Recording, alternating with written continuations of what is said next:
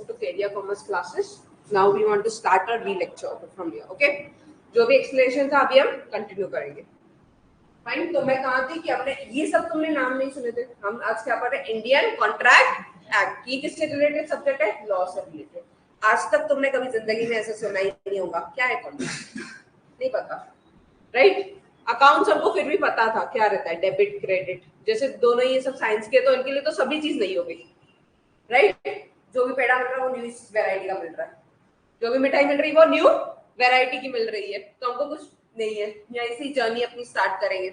सो आज अगर जब हम जर्नी अपनी स्टार्ट कर रहे हैं तो उनको पता है हमारा क्या है, न्यू एजुकेशन पॉलिसी. राइट? ये पास हुआ था बिल. किससे कभी इसके बारे में सुना था? New education policy. पहले बोला था 11th स्टैंडर्ड में, फिर बोर्ड रखेंगे, अभी ऑप्शनल सब्जेक्ट्स दिए जाएंगे तुमको. ये सब क्यों लाया है न्यू एजुकेशन पॉलिसी के अंदर? एग्जैक्टली, थ्योरेटिकल के साथ प्रैक्टिकल नॉलेज होना चाहिए. अब मैं एक एग्जांपल देती हूँ. आजकल स्कूल्स में भी कोडिंग सिखाई जाती है. हम जब तुम स्कूल से पढ़ के आए थे, तुम्हारे टाइम पे कोडिंग थी? स्कूल्स में फाइनेंस सिखाया जाता है, डेबिट क्रेडिट अकाउंट सिखाया जाता है. तुम ऑप्शन में अकाउंट्स भी ले सकते हो सब्जेक्ट, या फाइनेंशियल सब्जेक्ट भी ले सकते हो, कोडिंग भी ले सकते हो, एआई भी ले सकते हो, आर्टिफिशियल इंटेलिजेंस. न्यू एजुकेशन क्यों ये ऑप्शन सब्जेक्ट्स रखे हुए हैं? कि तुम्हारा जो इंटरेस्ट है किसी फील्ड में, किसी स्ट्रीम में, राइट, तुम वहां जा सको. राइट? आज अगर मेरा कोई भी, अभी तुम्हें सबने कहा था I want to go for, most problem जितने भी लोग थे बोला कि I want to go for banking and MBA. Right? आज तुम्हारा उस चीज में इंटरेस्ट है, तभी तुमने ये फ्यूचर के लिए प्रेडिक्ट किया है ना कि ये चीजें हमको करनी है ना? फ्यूचर में हमको ये सब चीजें करनी है, इसके लिए तुम आए हो ना यहाँ पे. तो तुमको बेसिक नॉलेज होना चाहिए ना हर एक चीज का. तो न्यू एजुकेशन पॉलिसी में इसलिए तुमको हर एक चीज पढ़ाई जा रही है अभी. राइट? तुम्हारा लेवल उतने तक क्या लेके गया है. यूनिवर्सिटीज क्या कर रही हो, मैच कर रही है लेवल. एक्चुअली में पुणे और मुंबई यूनिवर्सिटीज के उनका लेवल मैच कर रही है. क्योंकि फर्स्ट ईयर में ही तुमको सेकेंड या थर्ड ईयर के सब्जेक्ट्स दे देना, और तुमको वो सब्जेक्ट्स दे रहे हैं वो कि तुमको पता हो कि हर एक चीज का नॉलेज हो. अगर आगे जाके तो पूछे कि एक्ट कौन सा है, तुमको पता होना चाहिए एक्ट कौन सा है. क्लियर? से क्लियर अबाउट कि ये क्यों आया है ये एक्ट. ओके, अभी हम एक्ट के बारे में पढ़ेंगे. कौन सा एक्ट है? Indian contract act. ये पूरा लॉ से रिलेटेड है. 30 मार्क्स का आएगा. किससे रिलेटेड होगा? हमसे बाद सिलेबस देखेंगे और मतलब समझेंगे इंडियन कॉन्ट्रैक्ट एक्ट क्या होता है. ठीक है? अब मैं एक चीज एग्जांपल देती हूँ, उसका मेरे को सादी भाषा में एक मतलब बताना. ठीक है? मैंने आज 500 फैंस खरीदे. ठीक है? मैंने आज किसको बोला? ओमकार. राइट? ओमकार को बोला कि मैंने 500 फैंस खरीदे से. ओके? हाँ हाँ, ओके. ओम को बोला मैंने ये मेरे को 500 फैंस देना. ओके? ऐसे बोला ओके, मैं 500 फैंस दूंगा. इसने 500 फैंस बनाए, सब किया. ओके? फिर उसने मेरे को डिलीवरी दी नहीं वो 500 फैंस की. ओके? बट मैंने इसको पैसे दे दिए, और ये मैं मतलब इसने डिलीवरी दी नहीं मेरे को, और 500 फैंस के मैंने इसको पैसे दे दिए, और ये पैसे लेके पुर. कौन हो मैम? हम नहीं जानते आपको. कौन हो? कुछ नहीं, कुछ नहीं. तो अब मैं क्या जा सकती हूँ? मेरे को एक बात बताओ, लॉजिकली मैं क्या कर सकती हूँ? मैंने इसको बोला 500 फैंस देना. एक फैन आ रहा है 200 रुपए का. समझो मैंने 2.5 लाख रुपए इसको दिए एडवांस में. 2.5 लाख रुपए, 2,50,000 एडवांस में. बाकी के बाद में देंगे तुमको. ओके? फिर क्या कर सकते हैं? केस कर सकते हैं. मेरे पास कुछ भी प्रूफ नहीं है. चलो, तुमने बोला कोर्ट में जाके केस कर सकते हैं. हम दोनों के बीच में कॉन्ट्रैक्ट हुआ ही नहीं था. फिर इसे बोला कुछ भी नहीं हुआ हमारे. ऐसे ही बोला था मैंने चलते चलते इसको कि आप मेरे को 500 फैन दे देना, और मैंने 2.5 लाख रुपए उसको दे दिए, और ये फुल वो तो सवाल हो गया. क्या कर सकते हैं? पहली बात, क्या होना चाहिए उसके बीच में? इसके और मेरे बीच में कॉन्ट्रैक्ट होना चाहिए. राइट? नहीं तो कोई भी ऐसे लूट के तुमको चला जाएगा ना. आज मैं अगर कोई भी बिजनेस कर रही हूँ तो एक कॉन्ट्रैक्ट जनरेट होगा ना. बड़ी बड़ी जो कंपनीज रहती है वो सबसे पहले क्या करती है? कॉन्ट्रैक्ट बनाती है ना. राइट? आज अगर मेरे को, अगर रिलायंस को कोई भी चीज खरीदनी हो तो वो क्या करती है?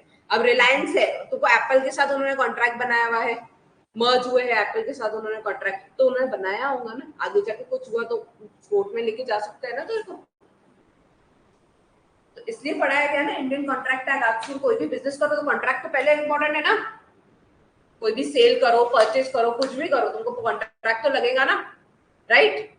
कि हाँ इसको बोला था मैंने देने के लिए, फिर वो आएंगे बोलेंगे प्रूफ दिखाओ क्या क्या था, किस बेसिस पे बोला था।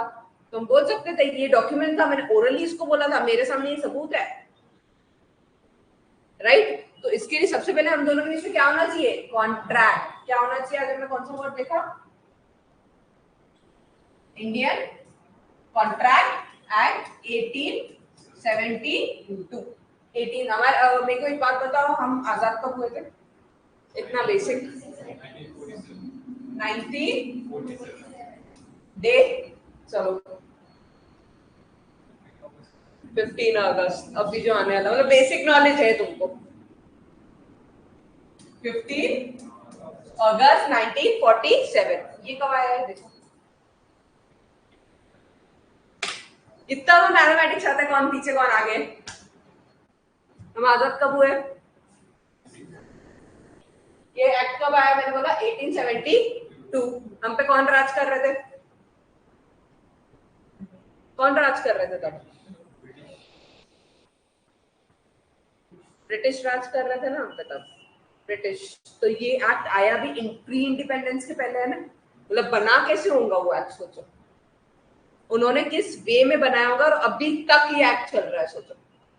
तो उन्होंने हर एक सर्कमस्टेंस पैरामीटर्स देख के बनाया होगा ना, ये चीज आई, उनको थोड़ी भविष्यवाणी होगी फ्यूचर में ई कॉन्ट्रैक्ट्स आएंगे, इलेक्ट्रॉनिक आ गया ना अभी रुको, फिर भी उन्होंने सब कुछ बनाया हुआ है। तो किस हमारे अभी तक कौन सा एक्ट चल रहा है? अभी तक 1872 चल रहा है इंडियन कॉन्ट्रैक्ट एक्ट। ये प्री इंडिपेंडेंस कॉन्ट्रैक्ट है। कौन सा है? प्री इंडिपेंडेंस एक्ट है। ओके, अपने बेसिक सिविक्स पढ़ा है सबने। मैंने बोला इंडियन, हमारे इंडिया का कॉन्ट्रैक्ट, कोई भी चीज कर रहे हो तो बीच में कॉन्ट्रैक्ट होना चाहिए। अब ये क्या आया? एक्ट। एक्ट कैसे बनता है? सिविक्स पढ़ा है। इलेक्शन हुए थे अभी, सबको पता है। इलेक्शन का रिजल्ट कब आया था? डेट बताओ मेरे को। 4 जुलाई, 4 जून, चलो सॉरी 4 जून आया था, सॉरी 4 जून को इलेक्शन का रिजल्ट आया था। कौन आए थे? हाँ, नरेंद्र सिंह मोदी आए थे। ओके, नरेंद्र सिंह मोदी आए थे as a PM, prime minister वो आए थे। कैसे सिलेक्ट हुए? बेसिक अगर मैं पूछूं एक्ट कैसे बनता है तो बताओ मेरे को, कैसे सिलेक्ट हुए? कौन से 2 हाउसेस रहते हैं? तो प्रेसिडेंट पता है? Who is the president of our India? चलो आज हमारे जीते देते, द्रौपदी मुर्मू, राइट? सबको पता था? No one is Alia Bhatt over here. हाँ, एवरीवन, सबको पता था ना? ऐसे नहीं कि प्राइम मिनिस्टर एंड प्रेसिडेंट में कंफ्यूजन कि हमारे प्रेसिडेंट नरेंद्र सिंह मोदी नहीं है, द्रौपदी मुर्मू है, and prime minister is Narendra Singh Modi. Okay, मेरे को एक बात बताओ, कौन सबसे ऊपर आता? प्राइम मिनिस्टर आता कि प्रेसिडेंट आता? चलो ये जाते हैं, रुको। Who goes for prime minister? हाथ पर करो, जीके टेस्ट करेंगे आज तुम्हारी। कौन सबसे ऊपर आता है? प्राइम मिनिस्टर और प्रेसिडेंट, कौन आता है? या फिर प्रेसिडेंट या प्राइम मिनिस्टर, कौन फर्स्ट आता है? Who goes for president? हाथ ऊपर करो जल्दी। चलो तुम्हारा बेसिक नॉलेज तो है, सबसे ऊपर प्रेसिडेंट आता है, उसके नीचे 2 हाउसेस आते हैं, तुमने सुना है? राज्यसभा एंड लोकसभा आता है ना, राज्यसभा एंड लोकसभा, राज्यसभा एंड लोकसभा। तो जब भी कोई बिल रहता है ना, कोई भी चीज हमको पास करानी पड़ती है, उसको एक्ट बनाना रहता है ना, तो हमको पहले जाना पड़ता है, पहले राज्यसभा में जाएंगे, वहां के मेंबर से परमिशन लेके आएंगे, फिर लोकसभा में यहाँ से नरेंद्र सिंह मोदी के मेंबर्स बैठे रहेंगे, यहाँ से अपोजिशन पार्टी बैठी रहती है, हम बोलते हैं हम बिल नहीं आने देंगे क्योंकि वो नरेंद्र सिंह मोदी का है। देखिए ऐसे झगड़े होते हैं, नया पार्लियामेंट बना है, फिर वो बोलती है बैठ जाइए जो स्पीकर रहती है, ऐसे झगड़े होते हैं ना वहां पे। तो वो फिर लोकसभा में होते हैं कि हम लोगों का क्या ओपिनियन है, हम हमारे लोगों के हिसाब से बोल रहे हैं, अगर ये चीज आ गई, ये एक्ट आ गया तो ये नुकसान होगा, ये एक्ट आया तो ये फायदा होगा, वो लोग बोलते हैं। तो ऐसे झगड़े होते हैं अपोजिशन और जो रूलिंग पार्टी है। रूलिंग पार्टी समझती है? Ruling party Narendra Singh Modi, opposition party Rahul Gandhi जो नेक्स्ट में बैठे हुए हैं वो होंगे अपोजिशन पार्टी। तो उनके बीच में झगड़े होंगे क्योंकि वो भी इलेक्ट होके आए ना। अभी के इलेक्शन में तुमने देखा होगा ना, पूरी मोहब्बत से नहीं आए वो लोग, राइट। सो वो ऐसे झगड़े होंगे, फिर वो बिल पास कराएंगे, तो बिल पास करके लेके जाते हैं प्रेसिडेंट के पास, फिर प्रेसिडेंट की साइन होती है, फिर वो एक्ट बनता है। क्या होता है? फिर वो एक्ट बनता है। ऐसे ही नहीं आता है कोई भी एक्ट कि आज कोई भी मूड हो द्रौपदी मुर्मू का कि ये वाला एक्ट मेरे को अच्छा लग रहा, सुबह को पास कर दो, नहीं होता है। ये सीरीज चलती है, पहले राज्यसभा, लोकसभा, प्रेसिडेंट की कंसेंट एंड सिग्नेचर, उस दिन से जैसे सिग्नेचर की है वहां से वो रूल बनता है, एक्ट बनता है। तो ये भी बन के आया होगा ना ब्रिटिशर्स के टाइम पे, तो एक्ट ऐसे बनते हैं। अभी तुमने जैसे न्यू न्यू एक्ट सुने होंगे, जीएसटी आया था, जीएसटी भी इसी थ्रू वे पे गया था, तो वो एक्ट बना था। तो ये एक्ट कब बना हुआ है? जब हमको इंडिपेंडेंस मिली भी नहीं थी, तब उससे पहले बने हुआ है। अब क्लियर हुआ कि हमारी इंडिपेंडेंस कब आई थी? 1947 में। ये एक्ट कब बना है? 1872 में ये एक्ट बना है, मतलब ये प्री इंडिपेंडेंस एक्ट है। ये मतलब पहले बना हुआ है, ब्रिटिशर्स के टाइम का बना हुआ है। अभी कैसे बनता है तुमको समझा? राज्यसभा, लोकसभा एंड प्रेसिडेंट उसकी साइन लेंगी, जिस दिन उसने साइन की वो एक्ट बनेगा। ओके, जिस दिन से उसने बोला कि from date to this today that this act is granted. जैसे लो अभी वो तुमने देखा था नोटबंदी आई थी, उसमें डायरेक्ट प्रेसिडेंट की साइन थी। हमारे नोटबंदी हुई थी ना, तो इमरजेंसी किया था उन्होंने, फिर डायरेक्ट प्रेसिडेंट का अटैचमेंट आया। ऐसे नहीं नरेंद्र सिंह मोदी ने ना, जब तक वहां पे प्रेसिडेंट की साइन नहीं आई थी ना, तब तक वो हो नहीं सकता था। क्लियर? गवर्नर, आरबीआई का गवर्नर एंड प्रेसिडेंट का कंसर्न था, वैसे ही होता है। तो एक्ट बना कैसे? तो हम क्या पढ़े? Indian contract. कोई भी चीज कर रहे हैं हम, तो उसके अंदर हम कॉन्ट्रैक्ट बनाएंगे। ओके, आज अगर मैं कोई भी गुड सेल कर रही हूँ, तो मैंने एक यहाँ पे ऐसे कॉन्ट्रैक्ट बनाए कि मैं उनको 500 फैन का ऑर्डर दे रही हूँ। ओके, और यहाँ पे उसकी साइन है, ये कॉन्ट्रैक्ट बने हुए हैं हम लोग इसमें।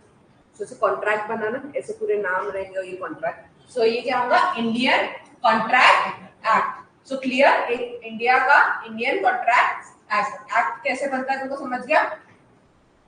ओके, अब इसके अंदर हम चैप्टर्स देखते हैं।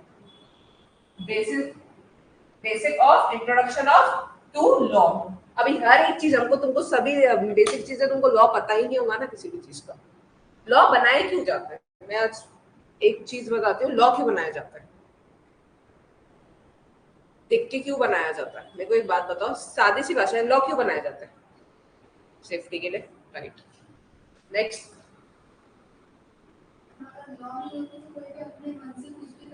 लॉ नहीं होते, कानून नहीं होते। अभी ट्रैफिक का रूल क्या ही है, मामा लगता है वो हमारा, राइट। अभी तुम चलान क्यों काटनी है? चलान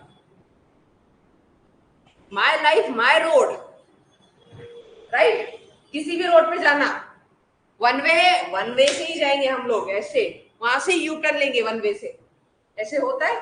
एक रूल्स बने हुए हैं ना, नहीं तो अपनी कोई भी लोग अपनी मनमानियां करना चालू करें। इसलिए वो लॉ आया ना कि ये लॉ आया है कि तुमको इसके हक में काम करना है। सो फर्स्ट क्या है? Basic introduction to law. Okay,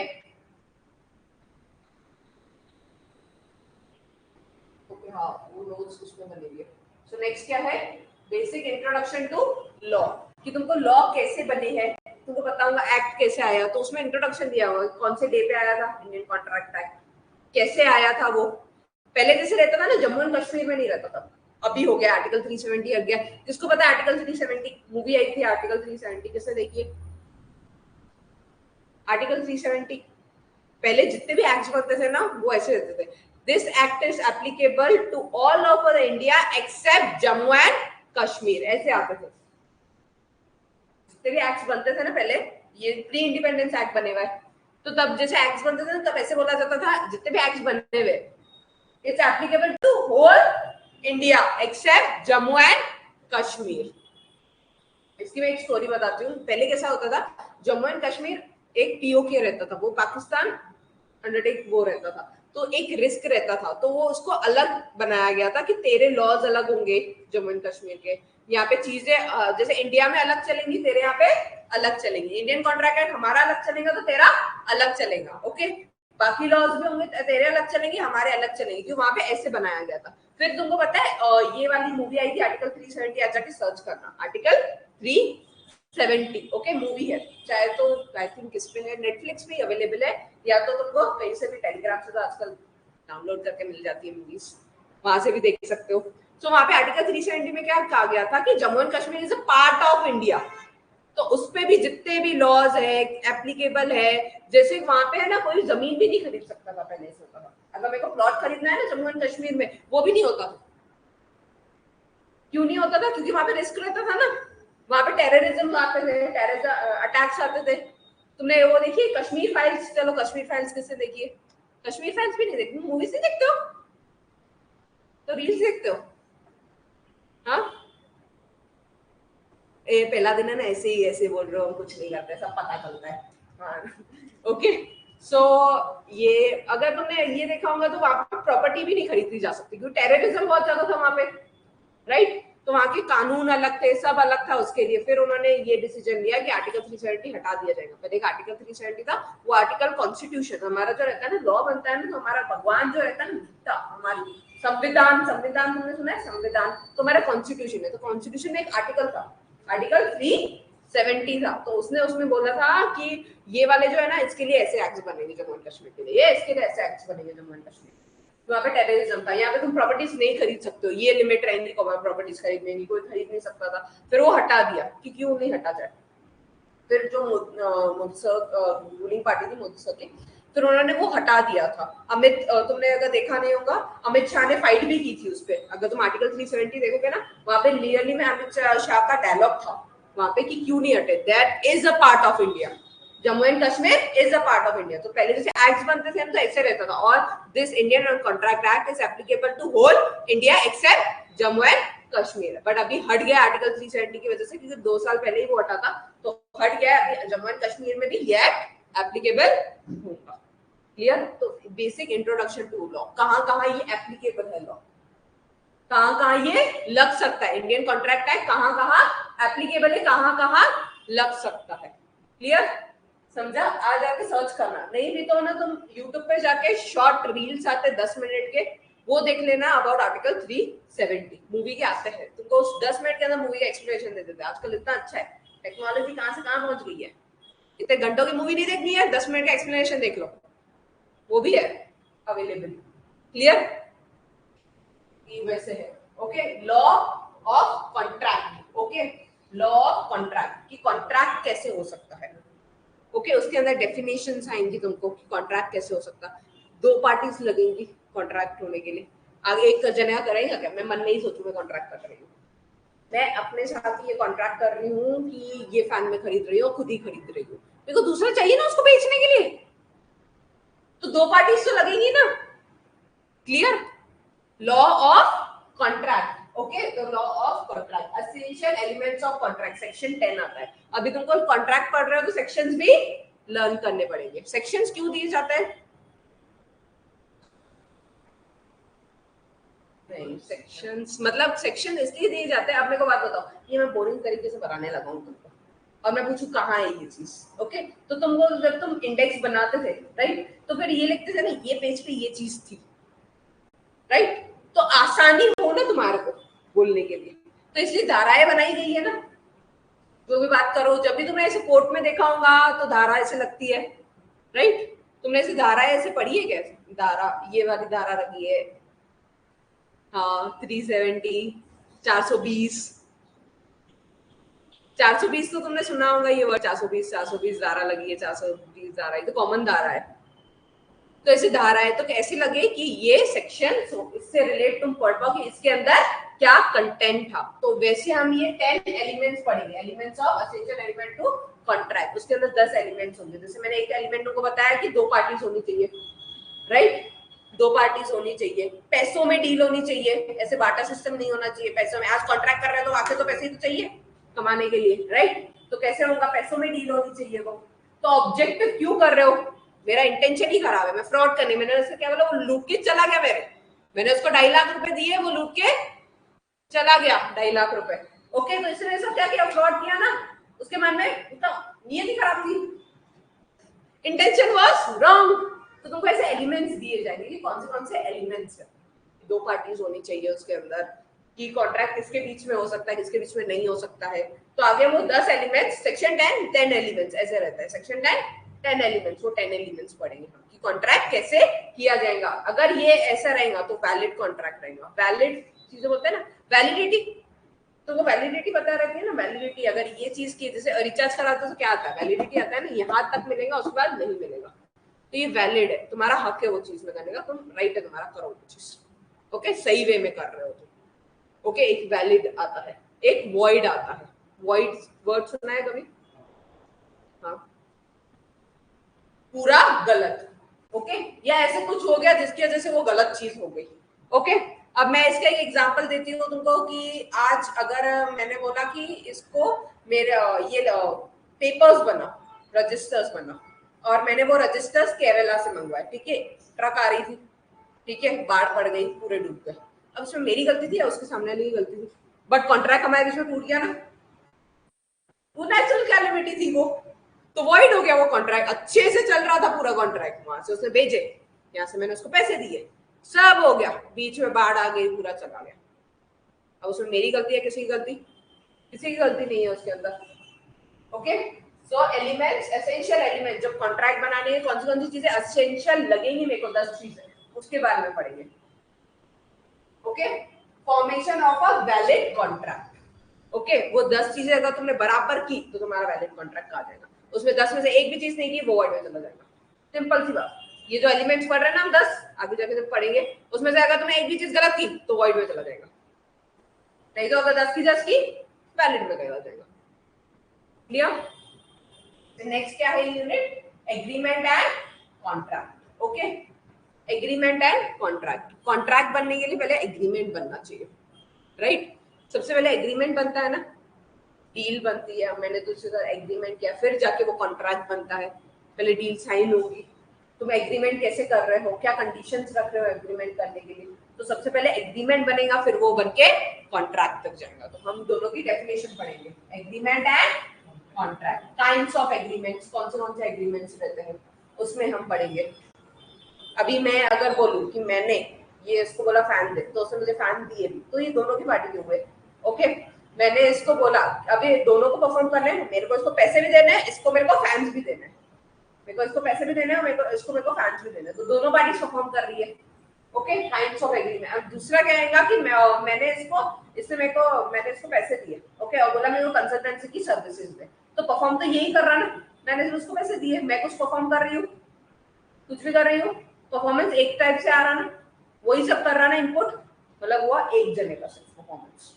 और वैसे अगर देखा तो दोनों जने का, तो ऐसे काइंड्स देखेंगे, दो जना परफॉर्म कर रहा कि एक जना अपना काम परफॉर्म कर रहा है, क्लियर? दो जने कर रहे कि एक जना कर रहा है, तो उसको बायलैटरल एंड यूनिलैटरल बोलते हैं। Kinds of contract, right? Kinds of contracts में जैसे इलेक्ट्रॉनिक कॉन्ट्रैक्ट आ सकता है, राइट? इलेक्ट्रॉनिक वे में कर रहे हैं, इलेक्ट्रॉनिक कॉन्ट्रैक्ट्स आ सकते हैं। कौन से वे में तुम कॉन्ट्रैक्ट्स कर रहे हो, तो वो कैसे होंगे? काइंड्स ऑफ कॉन्ट्रैक्ट कर रहे हो। तुम ट्रेडिशनल वे में कॉन्ट्रैक्ट कर रहे हो, पेपर्स बना रहे हो, ओके, वैसे कॉन्ट्रैक्ट कर रहे हो, ठीक है, तो वैसे काइंड्स ऑफ कॉन्ट्रैक्ट आएगा। ऑफर, अब एक बेसिक सी चीज, ओके, मेरे को मन में ख्याल आएगा कि ये चीज देखो, एक ऑफर और एक्सेप्टेंस रहता है।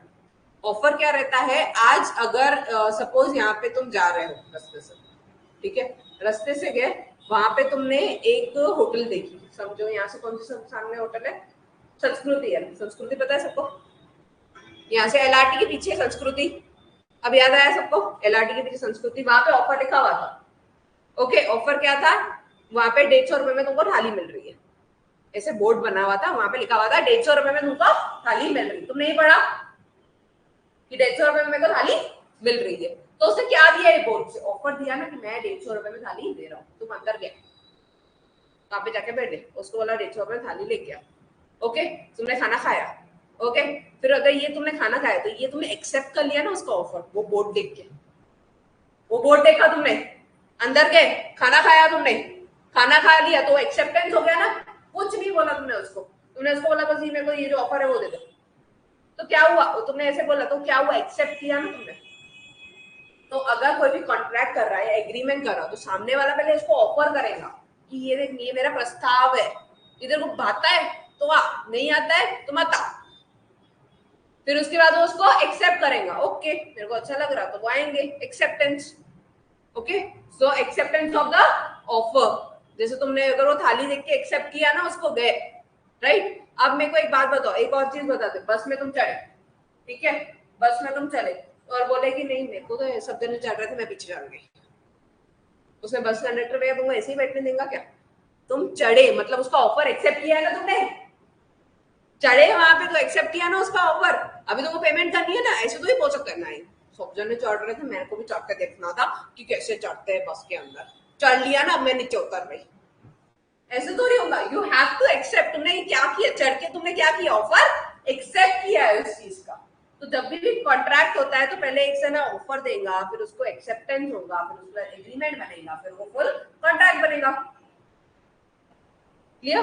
तो पहले क्या हुआ ऑफर देन एक्सेप्टेंस, तो हम क्या पढ़ेंगे एक्चुअली ये पहले आना चाहिए यहाँ पे, देन एग्रीमेंट, फिर offer acceptance and then concession, communication to pursue the acceptance. Okay, तुमने वो कहावत सुनी है कि वो मूवीज में ऐसे होता था कि वो जैसे लड़के रहते थे तो लड़की को ऐसे प्रपोज करते थे, फिर वो बोलते थे अगर तूने ऐसे फोन नीचे रखा ना मतलब तेरी हाँ है।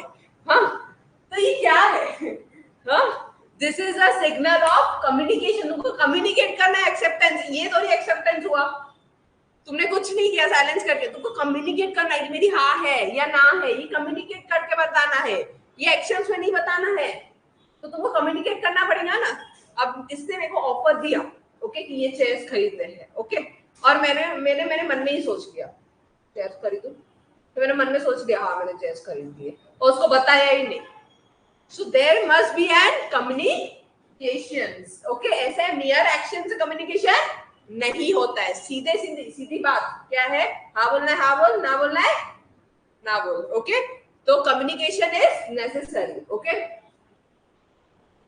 नेक्स्ट क्या है, रिवोकेशन ऑफ कम्युनिकेशन, मतलब तोड़ना उस कम्युनिकेशन को, रिवोक करना मतलब मैंने कम्युनिकेट कर लिया, मतलब अब मूड सबके चेंज होता है, पहले हाँ बोला अब ना है, आज हाँ बोला कल ना बोल दिया, मेरी मर्जी, तो क्या होता है revocation of acceptance. Okay, revocation of communication and acceptance, जो मैंने एक्सेप्ट किया उसको अभी मैं रिवोक कर रही हूँ, मेरे को ना नहीं करना चाहिए चीज, तो आपको ये पढ़ना पड़ेगा। तो फर्स्ट क्या है ऑफर एक्सेप्टेंस, कम्युनिकेट करना पड़ेगा, उसको बताना पड़ेगा हाँ ये ऑफर है, राइट। अब मैंने तुमको ये एग्जांपल, जैसे तुम बस में चढ़े वहां से एक्सेप्ट किया तो उसको तो समझ गया ना बस में बैठा ही क्यों है, मतलब तू एक्सेप्ट किया ना ये ऑफर, ये इसमें कम्युनिकेशन की जरूरत पड़ी नहीं। बट अगर मैंने ऐसे फैंस खरीदे हैं उनको कम्युनिकेट करके बताना पड़ेगा ना, नहीं I actually buying the fans, उसको मन में आएंगी ये चीज नहीं, तो इसमें कम्युनिकेशन लगेगा, क्लियर। फिर उसको रिवोक करना मतलब उसको फोन करके बोलना नहीं अभी मेरे को नहीं चाहिए ये फैंस, तो क्या होगा वो तोड़ना वो कम्युनिकेशन, क्या होगा तोड़ना वो कम्युनिकेशन, क्लियर।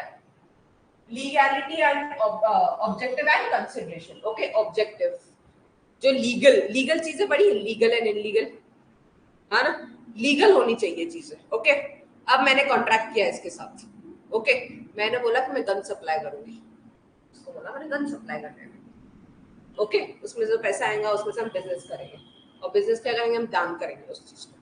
तो मेरा बताओ ऑब्जेक्टिव लीगल हुआ कि इलीगल हुआ? हाँ, इलीगल हुआ ना, भले मैं उसमें से अच्छा बिजनेस कर रही हूँ, दोनों को सप्लाई कर रही हूँ, राइट।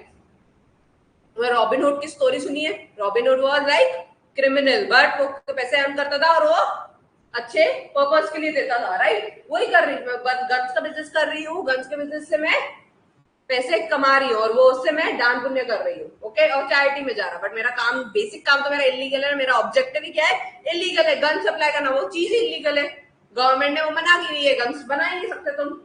आज गन बनाने के लिए, गन रखने के लिए तुमको परमिशन लेनी पड़ती है, पुलिस वाले क्यों लेनी पड़ती है, कहीं भी जाके किसको मार डालोगे ना तुम।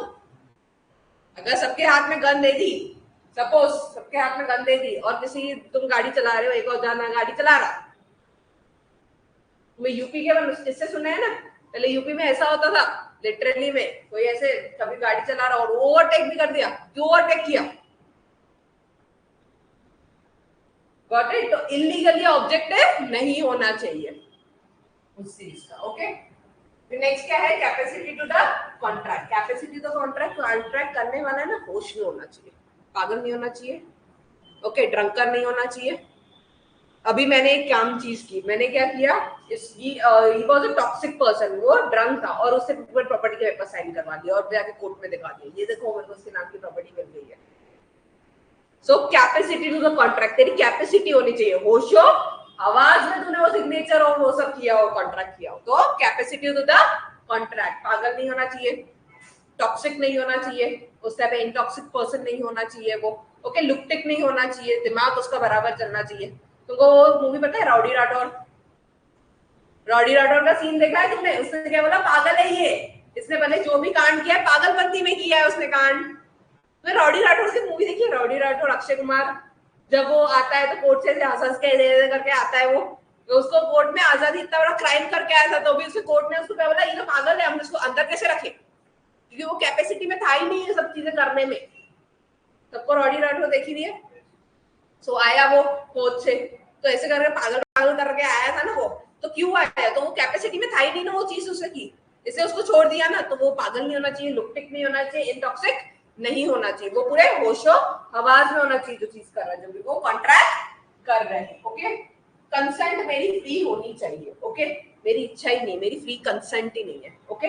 जैसे मैंने उसको अभी इसने सब फ्रॉड किया था, मैंने इसको 2.5 लाख रुपए दिए और ये फ्रॉड करके चला गया, तो ये मेरी कंसेंट थी, मेरे को उसको पता था ये फ्रॉड करके जा रहा है मेरे साथ, राइट। अब बहुत लोग बहकाते हैं लोगों को, राइट, जैसे बहुत लोग बहकाते हैं, तुमको ऐसे फोन आते होंगे ना, फिर बोला यहाँ पे ये इन्वेस्ट करो तुम पैसा, तो तुमको पैसे 21 दिन में पैसा डबल, वो तुमने मूवी देखी है फिर हेरा फेरी, 21 दिन में पैसा डबल, तो उसे मैनिपुलेट किया ना, उसको उसकी कंसेंट थी, वो तो वो होश में था, मतलब एक बात बताओ, उसकी कंसेंट थी, वो तो ये सोच के बैठा था ना 21 दिन में उसका पैसा डबल हो जाएगा, बस उसकी फ्री कंसेंट थी, वो तो उसको तो उसने झूठ बोला ना सामने वाली पार्टी ने, उसकी फ्री कंसेंट नहीं थी, उसने उसका हक नहीं था, फ्री कंसेंट नहीं थी, उसके साथ झूठ बोल के गया, फ्रॉड करके गए वो लोग। कंसेंट मतलब मेरी इच्छा, मेरी हामी बड़ी हुई है उस चीज के अंदर। अब जिस वे में उसने, मैंने तुमको एग्जांपल बताया, फिर हेरा फेरी में उसने बोला कि 21 दिन में पैसा डबल हो जाएगा, तो इसलिए उसने हाँ बोला ना कि मेरी कंसेंट 21 दिन में पैसा हो जाएगा, बट वो तो उसके साथ धोखा करके गया ना। अगर वो उसको पता रहता कि वो उसके साथ धोखा करके जा रहा, तुम हाँ बोलते हो उस चीज के लिए, उस चीज के लिए तुम हाँ बोलते नहीं ना। तो वो फिर हेरा फेरी का एग्जांपल देखना कि उसने जब बोला 21 दिन में पैसा डबल करके जाएगा, बट वो एक्चुअली में फ्रॉड करके गया था उसने, तो उसकी फ्री कंसेंट नहीं थी, वो एक पार्टी की थी। ये मेरे को पता होता तो मैं डेफिनेटली नहीं करते थे हम ये चीज, ओके। तो उसके अंदर कोरोजन के एग्जांपल होते हैं, फ्री कंसेंट कोरोजन का एक एग्जांपल रहता है। कोरोजन का कैसा रहता है, अभी मैंने इसको बोला, एक बंदूक लाई, इसके सर पे मैंने आके रखी, वो बोला पेपर साइन कर प्रॉपर्टी के और मेरे नाम पे पूरी प्रॉपर्टी कर, उसकी फ्री कंसेंट है उसके अंदर? नहीं है। मैं बंदूक लाके उसके ऊपर रखी डायरेक्ट और बोला अपनी जितनी जायदाद है वो मेरे नाम पे कर, उसके अंदर वो फ्री कंसेंट है? वो किसके डर की वजह से कर रहा है? बंदूक की डर की वजह से कर रहा ना, राइट। अब जैसे तुमने बहुत सारी मूवीज में से देखा होगा, बंदूक के नोक पे शादी करवा देते हैं, बहुत मूवीज में से देखा होगा ना, बट उनकी फ्री कंसेंट होती है उसमें? नहीं होती है। तो कंसेंट फ्री मतलब मैंने डर की वजह से किया ना वो चीज, मैनिपुलेटिव, मेरे को किसी बहकाया ना उस चीज के लिए। जैसे मैं फिर का एग्जांपल दिया था मैंने, अगर मेरे को पता होता मैं हाँ बोलती, तो मेरी कंसेंट फ्री नहीं है, राइट। तो रहता है वो फ्री कंसेंट, ओके। तो उसके अंदर ही आते हैं वॉइडेबल, जो भी कंसेंट वाले कॉन्ट्रैक्ट्स होते हैं उसको बोलते हैं वॉइडेबल, एक पार्टी की तरफ से, ओके। मेरे को पता होता कि वो सामने वाली पार्टी मेरे साथ फ्रॉड कर रही है, ऐसे कुछ कर रही है, तो मैं हाँ बोलती ही नहीं ना उस चीज के लिए, तो वॉइडेबल होगा। उस सामने वाली पार्टी को पता है वो क्या कर रहा है, मेरे को नहीं पता है वो क्या कर रहा है, तो कॉन्ट्रैक्ट्स को क्या बोले जाते हैं, वॉइडेबल। वॉइड में मैंने क्या कहा था, हम दोनों को पता है नेचुरल कैलेमिटी आ गई थी, वो गिर गया था और उसकी वजह से जो रजिस्टर्स थे, जो पेपर्स थे, वो पूरे रद्द हो गए, हम दोनों को पता था ना, तो इससे वॉइड हुआ ना। वॉइडेबल में एक पार्टी का होता है ऑप्शन ऑफ एक पार्टी को पता रहता है वो दूसरे के साथ क्या कर रहा है, तो उसको क्या बोलेंगे, voidable, okay. Then void agreements and contingency. Contingency contract जो रहता है ना, वॉइड एग्रीमेंट जो मैंने बोला ना, दोनों एग्रीमेंट में पार्टी ने की और वो बारिश आ गई और चले गए, तो हम दोनों को पता है। And contingency, contingency is uncertainty, सट्टा। मेरे को पता है मेरी मौत कब होने वाली है, किसी को पता है किसकी मौत कब होने वाली है, कंटिजेंसी। किसी को पता है किसकी शादी कब होने वाली है, तुमको पता है कि तुम्हारी शादियां कब होने वाली है, मेरी शादी कब होने वाली है? किसी को कुछ भी पता है यहाँ पे?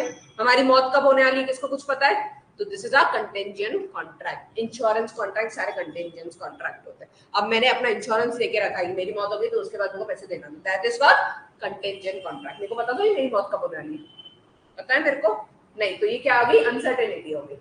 मेरे को नहीं पता मेरी मौत कब होने वाली, इसलिए मैंने इंश्योरेंस कंपनी को, एलआईसी को बोला कि मेरे को ये इंश्योरेंस करके दो। क्लियर? फिर नेक्स्ट कौन सा है? Performance to the contract and appropriate payment. Okay, अब परफॉर्मेंस, कॉन्ट्रैक्ट कर लिया, एग्रीमेंट कर लिया, कॉन्ट्रैक्ट कर लिया, सब परफॉर्म भी तो करना पड़ेगा, right?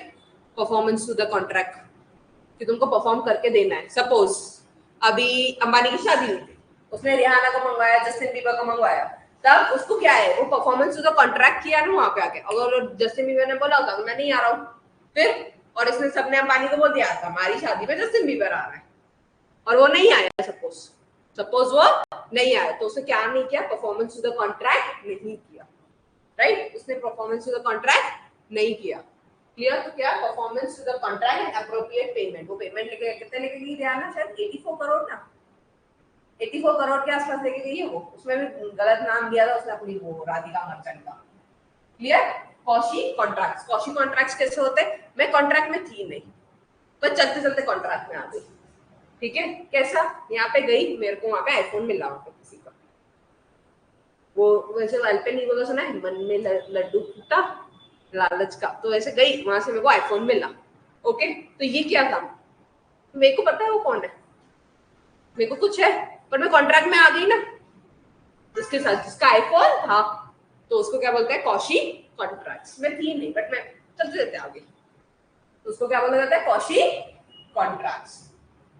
Normal contract, e contracts, electronic contracts. आजकल कैसे वे में जाते हैं? इलेक्ट्रॉनिक वे में जाते हैं, तो ई कॉन्ट्रैक्ट्स होते हैं। Modes of discharge of the contract.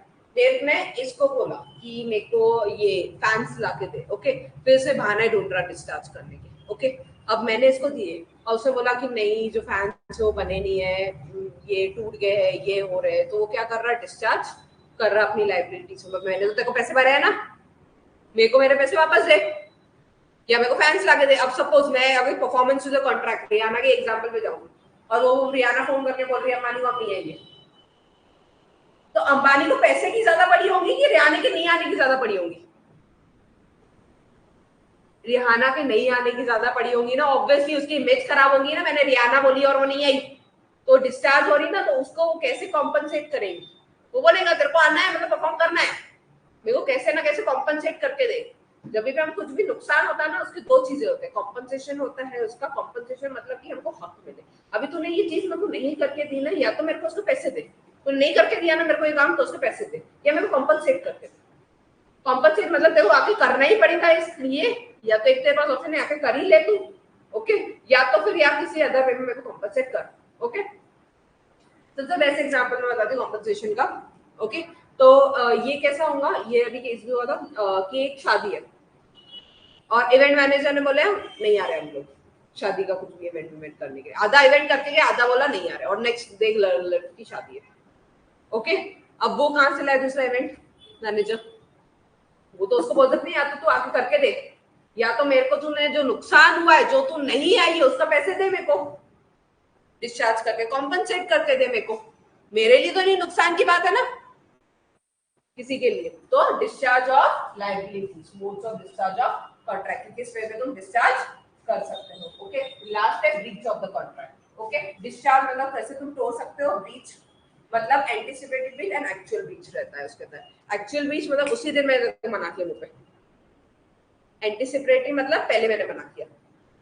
Okay, suppose इसकी शादी है, उसी दिन मैंने बोला कि केटरिंग का कॉन्ट्रैक्ट नहीं मिलेगा, और कहाँ से लोगों को खाना खिलाएगा एक दिन में, कहाँ से केटरिंग अरेंज करेगा? This is the actual breach, उसी दिन तोड़ा। ओके, इसलिए डिस्चार्ज करेंगे उसको, बोल्स देंगे ऑफ कॉन्ट्रैक्ट कि कौन से वे में बोल्स हो सकता है डिस्चार्ज के। दूसरा, breach of the contract and consequences और रेमेडीज क्या मिलेगी, इसके बदले में तुमको क्या हक में मिलेगा? कोर्ट में जाके बोलना पड़ेगा ना, इसमें उसी में तोड़ा, मेरा कितना नुकसान हुआ, मेरे को भरपाई करके दो। तो ये दोनों चैप्टर्स ये बोलते हैं कि कैसे तुम तोड़ सकते हो, डिस्चार्ज हो सकते हो अपनी लायबिलिटीज से, जो तुम्हारी पूरी करनी है, आधी पूरी की है, वैसे की है, डिस्चार्ज हो सकते हो। Breach of the contract and consequences remedies, ये नहीं करके दिया तो तुम कॉम्पनसेशन क्या करते हो? कॉम्पनसेशन दो वे में हो सकता है, एक मॉनिटरी है, एक नॉन मॉनिटरी। आके करना ही पड़ेगा मॉनिटरी, या तो उसके बदले पैसे दे दो तुम्हें। क्लियर? सो अगर हम पूरा देखें तो पहले क्या होता था, इंट्रोडक्शन ऑफ लॉ और फॉर्मेशन कैसे होता है, एसेंशियल चीज, तुम कॉन्ट्रैक्ट कैसे बना सकते हो। फिर दो चीजें आती है, एग्रीमेंट आता है एंड कॉन्ट्रैक्ट। कॉन्ट्रैक्ट बनने के पहले एग्रीमेंट होना चाहिए, हम दोनों में एग्री हुआ है उस चीज के ऊपर। एग्री कैसे होंगे, दो चीजें, ऑफर तो सामने वाला देगा तो एक्सेप्ट करेगा उस ऑफर को, मन में जिसको भी नहीं आने वाला है कि ऑफर एक्सेप्टेंस होना चाहिए। फिर उसको वो देखेगा कि लीगल हो रहा है कि इलीगल। कंसिडरेशन, ऑब्जेक्टिव हमारा लीगल है और कंसिडरेशन है, पैसे में दे रहे हैं, कंसिडरेशन कुछ ना कुछ दे रहे हैं हम उसको। ये चैप्टर में ये बताया गया, कैपेसिटी मतलब होश में कर रहे हैं हम चीजें। कंसेंट तेरी हाँ है उस चीज के अंदर। ओके, नेक्स्ट कॉन्टेंजेंसी मैंने तुमको बताया था, अनसर्टेनिटी, कुछ भी हो सकता है। नेक्स्ट परफॉर्मेंस, तूने परफॉर्म किया है कि नहीं। पहले परफॉर्मेंस, रियाना का एग्जांपल मैंने दिया था, कौशिक चलते कॉन्ट्रैक्ट में चलेगी। ई कॉन्ट्रैक्ट मतलब electronic contract. Modes of discharge मतलब तुम कॉन्ट्रैक्ट से कैसे डिस्चार्ज हो सकते हैं, या पूरा करो या आधा किया है या आधा कोई और करेगा, कैसे डिस्चार्ज होगे तुम। मोड्स ऑफ ब्रीच मतलब तुम कॉन्ट्रैक्ट उसी दिन जोड़ रहे हो तो दो रहते हैं, एक्चुअल एंड एंटिसिपेटरी। एंटिसिपेटरी मतलब पहले बता दिया तुमने, एक्चुअल मतलब उसी दिन बता रहे हो। क्लियर? और उसी दिन कॉन्ट्रैक्ट हो रहे हो। उसके बाद अगर तुमने नहीं किया तो क्या रेमेडीज होगी, या तो तुमको कॉम्पनसेशन मिलेगा या तो तुमको पैसे मिलेंगे। ओके, कुछ लोग रहते हैं कि हमको यही चाहिए, स्पेशल कॉम्पनसेशन, यही आएंगी, यही डांस करेंगी रियाना, नहीं आई ना उसको आएंगे वहां से लेके उनको यहाँ पे नचवाएंगे पैसे। ओके, सो यही आएंगी मतलब यही डांस करेंगी यहाँ पे। Clear? So this is a contract. Okay, और फिर तुम्हारे जो मार्क्स है 8 मार्क के एमसीक्यू आते हैं, दोनों आ सकते हैं, केस लॉज भी आ सकते हैं। अब पता नहीं फर्स्ट टाइम है केस लॉज और इसमें डिफरेंस बताओ। ठीक है, देखो एक डायरेक्ट क्वेश्चंस रहते हैं, एक केस लॉज रहते हैं। अभी इस बार नहीं बता वो डायरेक्ट कैसे कौन से क्वेश्चंस देंगे, तो दोनों में डिफरेंस हो जाता है। केस लॉज भी हो सकता है। डायरेक्ट क्वेश्चंस क्या आएगा तुमको बताएं, बोले जाएगा फॉर्मेशन ऑफ वैलिड कॉन्ट्रैक्ट बताओ कैसे फॉर्म होता है, कौन सी है वैलिड कॉन्ट्रैक्ट, तो तुम ऐसे से पूरा डायरेक्ट क्वेश्चन लिख के आओ, this is a direct contract. Okay, फिर मैंने अभी तुमको ऐसे एग्जांपल दिए ना केस देके, एक केस दिया ना मैंने तुमको कि यार सपोज रिहाना नहीं आई अंबानी की शादी में। ओके, फिर तुम्हारे पास क्या क्या ऑप्शन है रेमेडी करने के लिए, एक केस फॉर्मेट में दिया पूरा बना, एक केस दिया मैंने। ठीक है, अब जैसे मैंने गन वाला भी एग्जांपल दिया था कि हम दोनों ने गन का बिजनेस चालू किया, सपोज मी एंड ओमकार मिलके गन का बिजनेस चालू किया। ओके, वो गन के बिजनेस से हम लोग प्रॉफिट कमा रहे हैं और प्रॉफिट से हम चैरिटी कर रहे हैं। तो मेरे को एक बात बताओ, दिस ऑब्जेक्टिव लीगल और इलीगल, तो ये मैंने क्या बनाया, केस बनाया ना एक। सो दो वे में बन सकते हैं, एक केस बन सकता है या तो डायरेक्ट क्वेश्चंस हो सकते हैं। क्लियर? तो दिस इज योर, कल से ये सिलेबस समझ गया। इंडियन कॉन्ट्रैक्ट क्या होता है, एक कॉन्ट्रैक्ट के अंदर हम आ रहे हैं तो हम देखेंगे ये पूरा कैसे लॉ बने हुआ है, तो इंडियन कॉन्ट्रैक्ट एक्ट। ओके, बहुत इंटरेस्टिंग है।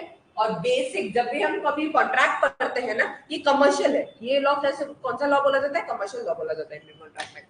कमर्शियल मतलब डे टू डे लाइफ में आ रहा है ना हमारे, आज हम कोई भी बिजनेस कर रहे हैं तो आ रहा है ना इंडियन कॉन्ट्रैक्ट है, कॉन्ट्रैक्ट इसके साथ भी करना ही पड़ रहा है ना, बिजनेस कर रहे हैं। So this is the commercial law. तो ये सीखना हमारा कंपलसरी है। क्यों? क्योंकि आज अगर हमको पता ही नहीं होगा, कोई हमारे साथ फ्रॉड करके चला जाए, कोई इलीगल काम करे, तो हमको कुछ तो होना चाहिए ना हमारे पास कि मैंने ऐसा किया था, कि हमारा कॉन्ट्रैक्ट बना वो ओरल और रिटन था एक्चुअली में। क्लियर? कल से हम आज ये सिलेबस तुम्हारे को समझ में आ गया, देख के आना आर्टिकल 370 कौन सी वाली मूवी थी। ओके।